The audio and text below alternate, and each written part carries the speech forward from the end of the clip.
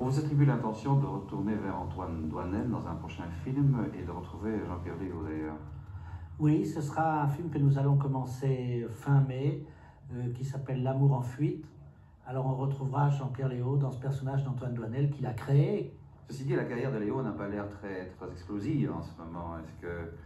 C'est un peu la raison pour laquelle je ne voulais pas faire d'autres Doinel, c'est parce que je ne voulais pas que Jean-Pierre Léaud soit trop associé à ce personnage. Mais à la fois, il y a eu une période où il a trop refusé de films, et puis on a moins fait appel à lui depuis 2-3 ans, et donc j'ai décidé de reprendre Doinel là. Ça a été une erreur. Le seul Doinel difficile à tourner. Il était devenu encombrant. C'était un poids. Il n'avait plus que l'amour pour le faire avancer. 20 ans après les 400 coups, L'amour en fuite met un point final au personnage d'Antoine Doinel.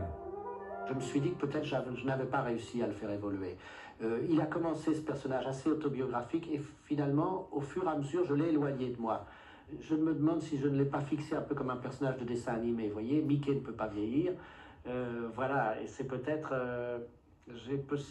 l'histoire d'un échec, ce cycle Doinel, même si à l'intérieur, les films sont agréables et amusants à voir.